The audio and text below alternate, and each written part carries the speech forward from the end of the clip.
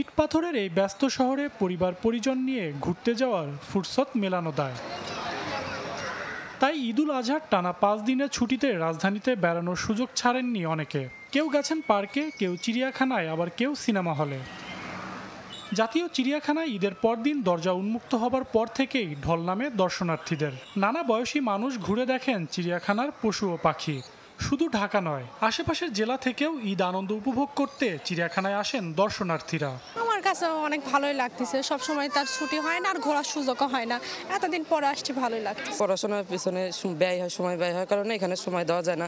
এখানে আসতে পেরে খুব ভালো লাগছে আমার। চাই ওরা সুখে থাকুক, একটু সামান্য এন্টারটেইনমেন্ট দিতে পারলে আমাদের জন্য এটা সার্থকতা। নগদের কাছে সব গ্রাহকই প্রিয়, তাই তো সারা দেশে ক্যাশ আউট চার্জ সবচেয়ে কম। এছাড়া শ্যামলী ওয়ান্ডারল্যান্ড, বিমান বাহিনী জাদুঘর, সামরিক জাদুঘর ও হাতির ঝিল নানা বয়সী মানুষের মিলন মেলায় পরিণত হয়। শিশুদের আবদার মেটাতে হিমশিম খেতে হয় অভিভাবকদের। পার্ক ও জাদুঘরের নানা রাইড উপভোগ করেন অনেকে। খুবই মজা করতেছি এবং হাতিঝিলে আসছি, অনেক কিছু খাওয়ার জন্য আসছি, এনজয় করার জন্য আসছি। অনেক ভালো লাগতেছে, যানজট নাই, ধোঁয়া নাই, কত সুন্দর পরিবেশ একটা। সবসময় যদি ঢাকায় এমন থাকতো তাহলে আমরা খুব সুন্দর ঢাকায় বসবাস করতে পারতাম।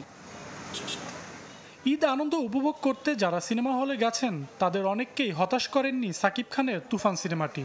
সিনেমা প্রেমীদেরও উল্লেখযোগ্য সংখ্যক ভিড় দেখা যায় রাজধানীর সিনেমা হলগুলোতে। অনেকদিন পর একটা ভালো ছবি দেখলাম, অসাধারণ, জোস। বাংলা সিনেমা অনেক ডেভেলপ করছে। প্রিয়তমা দেখা হয়েছে, এটাও দেখলাম, খুব ভালো লাগলো।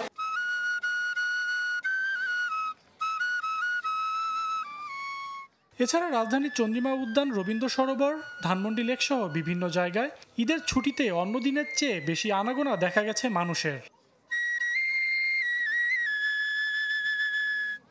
সজল সাইক, চ্যানেল 24, ঢাকা।